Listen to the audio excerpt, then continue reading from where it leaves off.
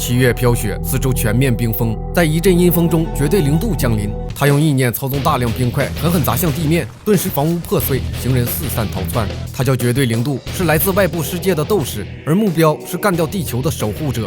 特种兵贾克斯驾车出现，带上拳击手科尔一家夺路而逃。他是专门来找科尔的，因为两人身上都有龙门印记，是神庙选中的地球守护者。车子被零度拦住去路，贾克斯说出一个地址，让科尔开车去找一个代号叫做刀锋的人。随后他提着冲锋枪追踪零度，来到一处旧楼内，正在仔细搜查时，零度出现在他身后。贾克斯调转枪口对准他，反被零度单手拿住，扣动扳机，整个枪却被冻住。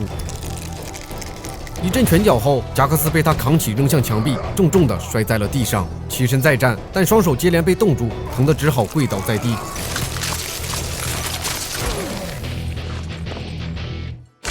另一边，科尔把妻女安顿好后，独自前去找到了刀锋索尼娅。他和贾克斯一样，以前都是特种兵，现在的任务是找到所有守护者，参加真人快打的最后一场比赛。一个胡子男被关在这里，他的身上也有龙门印记，但人品不好，面相凶残，双手被铁链锁住。正在几人聊着的时候，房内的灯突然灭了，胡子男被扑倒，脸上被不小心抓伤。索尼娅掷出飞刀击中隐身的怪物，他窜上房梁，身上的血液滴落下来。胡子男趁机把手上的铁链伸过去，成功腐蚀断开。由于看不见怪物，于是他引燃照明弹，成功将对方显形。原来是蜥蜴人，他伸出长舌把胡子男吸了过去，掐住他的脖子。索尼娅飞身接过科尔递来的尖刀，扎入怪物的胸膛。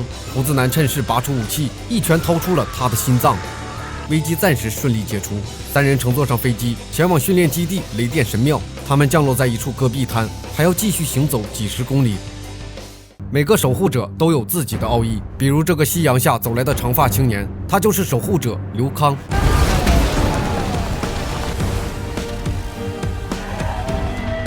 三人跟随他来到神庙，见到了昏迷不醒的贾克斯，他被刘康救了回来。雷电之神面见了他们，但科尔的身心素质已经不适合格斗，索尼娅身上也没有龙门印记，加上胡子男的狂妄自大，面对这样的局面，他忧心忡忡。这几个人根本不是合格的守护者。此时零度出现在神庙外，但刘康不敌，被他的冰块击倒。零度准备用冰雕将他刺死，却被飞来的铁帽击飞。来人正是守护者空老。与此同时，外部世界首领巫师带着黑妹到来，他要汲取所有守护者的灵魂。正准备动手，雷神出现，他用权杖猛击地面，天空中一道雷电劈下，形成了一道防护罩。巫师三人只好暂时离开。由于科尔和胡子男还没有奥义，必须通过训练激发出来。同时，贾克斯再次苏醒，他被装上了一副机械手臂，也加入了强化训练中。初次训练，科尔和胡子男纷纷被击败，没有奥义的加持，根本不堪一击。吃饭时，胡子男和空老为了一块蛋卷起了争执，他破口大骂，怒火冲天。这时，他的眼中射出一道激光。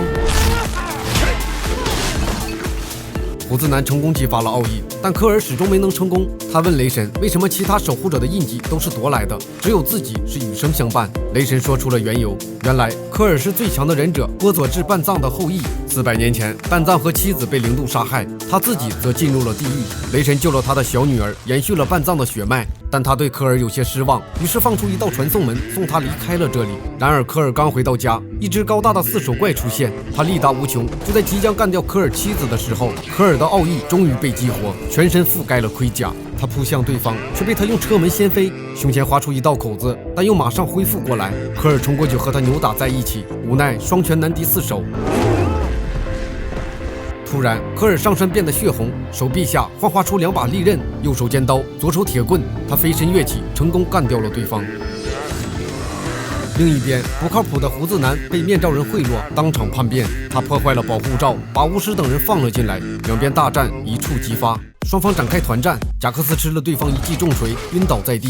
再次醒来时，发现索尼娅被压在一块巨石下。他费尽全力想要搬起石头，可惜无能为力。这时，他的奥义激发，生出一副银色机械手臂，轻松地搬起了巨石。这就是他的印记奥义。这时，雷神出现，将科尔传送了回来，而巫师正在吸食空老的灵魂。见他魔性大发，雷神将5人传送到了领域之中，暂且躲避。雷神和巫师虽然都很强，但他们不能插手2个世界之间的战争。雷神把半藏的苦无交给科尔，众人商议决定先逐个击破其他斗士，最后再合力对付最强的敌人绝对零度。于是雷神开始传送，贾克斯对上大水怪，他先是一拳打在怪物脸上，然后双掌大力合拍，对方就彻底倒在了这里。索尼娅在家里干掉了胡子男，随后龙门印记转移到了他的身上，而刘康跃入空中，一记连环腿下去后，面罩人也招架不住，退到泥潭中动弹不得。随后刘康用火球砸向地面，点燃泥青，一条火龙腾空而起，扑向了面罩人。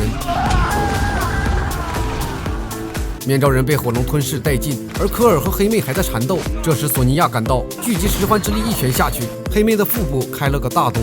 但零度再次故技重施，他抓走科尔的妻女，然后把他引到一处冰封的房间内，大战一触即发。零度一拳打在科尔的胸口，冻住了他的武器。科尔拿出苦无捅过去，却被反手夺下。正在零度刺出的一瞬间，科尔紧紧握住，鲜血燃烧出一片火光。零度连忙重新拿起。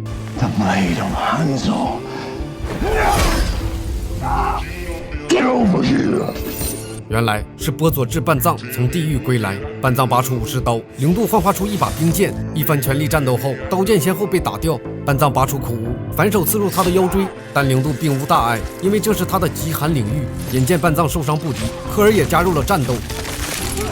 零度冰封住半藏的双脚，半藏一拳猛砸地面，挣脱出来，袖中铁索飞出，直击零度胸膛，同时科尔抱起他，重重地摔在地上。而半藏也摘下了面具。お前は俺が地獄の炎に焼かれることを望んだ。俺は炎を操る術を身につけた。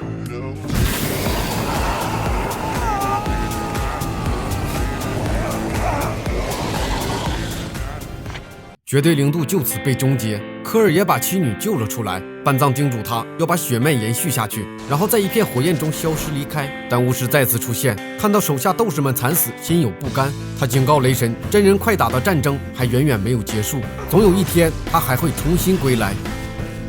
但守护地球任重而道远，五人将再次踏上寻找新一任守护者的征程。